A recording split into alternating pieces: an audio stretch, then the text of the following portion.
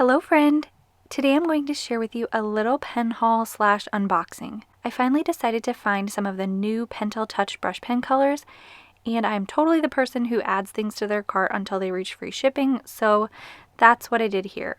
I grabbed mostly brand new things that I haven't tried before, and then just one repeat product that I got to replace my old one. If you are interested in learning how to hand letter, you can join my free 7-day hand lettering course at howtohandletter.com/mini course. But let's just get right into this pen haul. First, I have the Zig Brushables. This is the product that I already have, use, and love.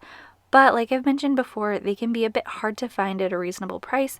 So when I saw that the shop that I was ordering from had the black and gray combo, I grabbed two to replace my worn out ones. I have some newer ones in some like pinks and yellows or oranges or something like that. But I really like to have a black brush pen, so I grabbed two of these to keep in my stash. And next up we have this small Fude-sized brush pen. Just by process of elimination on my invoice, I think this one is called something like the Fudemakase brush pen. I probably said that wrong, but I will link the exact product in the description box below so that you can see for yourself some of the details about this one. It looks very tiny, so I grabbed a Pentel Touch to compare, and side by side it almost looks like it has a bit more of a pointed or narrow nib rather than one that's a little wider. I thought that this might make it more firm or kind of scratchy, but when I tested it out, I was surprised that it was soft. After a bit of use, the tip did stay pointed a bit to the side, so I think this is one that you can definitely use a light hand with. This is something that I have to remind myself when I switch to these smaller, more delicate brush pens, because it just takes a bit of effort to change the thickness of your stroke. Unlike some that it feels a little bit more natural to apply a lot of pressure, this one I just didn't think that you really needed that. So here I'm attempting to write with a softer hand, and you can see I'm still getting thick and thin strokes. So yes, I do think you can be really gentle with this one. The next purchase that I made were these highlighters, and I don't really have a lot to say about why I got these other than they looked really fun.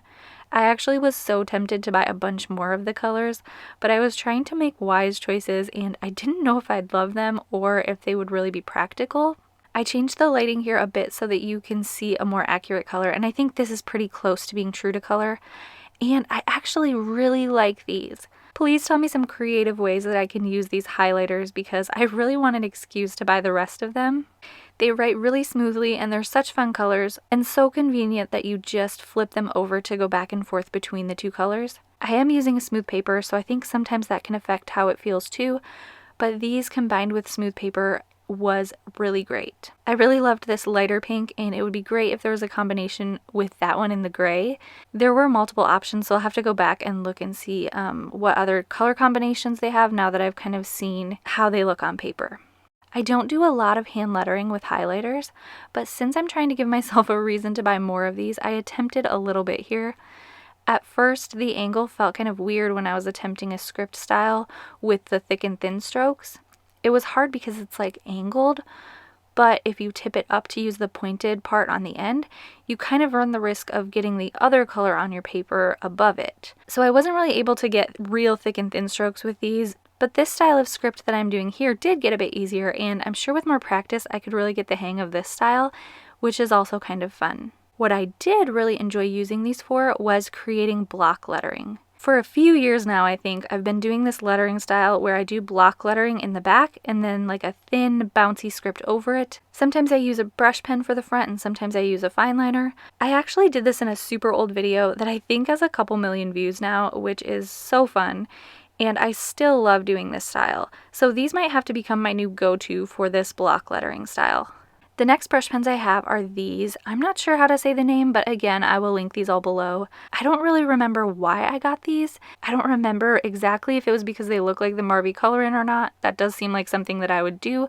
But after seeing them in person, they look so similar to a brush pen that I have used quite a lot, the Marvy Uchida color and brush marker. I thought they'd maybe be a bit more firm or sturdy because if you've used the color in before, you know that it can be quite bendy. But after my first stroke, my reaction was pretty much, yup, they feel like the color in brush marker. I haven't compared them side by side, but I will do a comparison if you guys would like. Honestly, I think I just didn't have much else to say because I was so surprised by how similar they felt to the Marvy color in. Let me know if you guys would like to see a side by side comparison, and if you would like to see that over here or on Instagram. That is sometimes the type of thing that I just share on my Instagram stories since it's a little bit quicker to compare just two markers. So if you're not following me on Instagram, you can find me at howtohandletter. And like I said, sometimes I will just share those in my stories or make like a quick video and put it in my feed there. The next one that I have is the Zebra Click Art. This is just a nice, smooth fine liner marker. I love monoline lettering and using these fine tipped markers. I love that they don't have a cap, it just makes it really simple to use. I already ordered one of the smaller packs of these to grab a few more colors.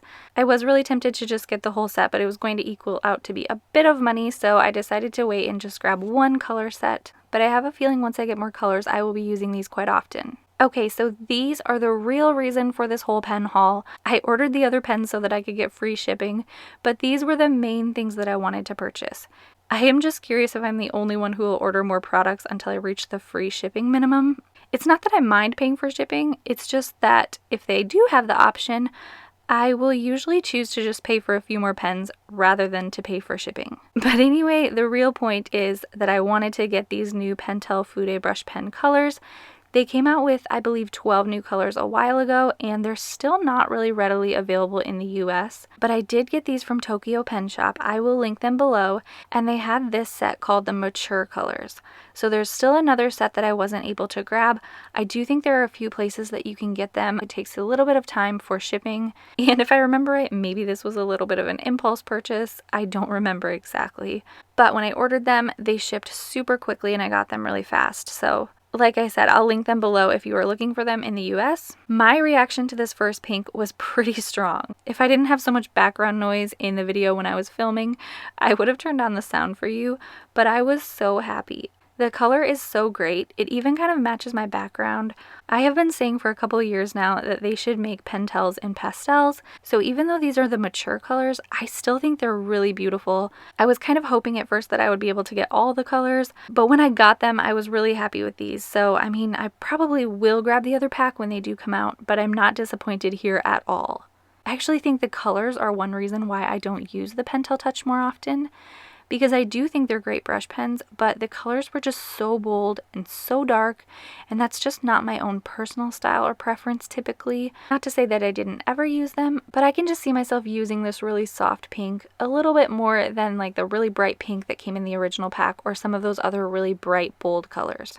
But even beyond this first pink, I think that the other colors are really pretty. These pens are also blendable, so I will be doing some experimenting with blending to see how these look together, and I will post some of that in a full review video. So if you have any specific questions about these, let me know in the comments below. As of me doing this voiceover, I haven't filmed that review yet, so there's still some time to let me know what you want tested or some questions that you want answered about these. If you are interested in learning how to hand letter, you can join my free 7-day hand lettering course at howtohandletter.com/mini-course. And if you aren't following me over on Instagram, you can find me there at howtohandletter. I will leave a link below for a playlist of all my pen hauls if you're interested in seeing more pen and stationery hauls. But for now, thank you so much for watching, and I will see you in my next one.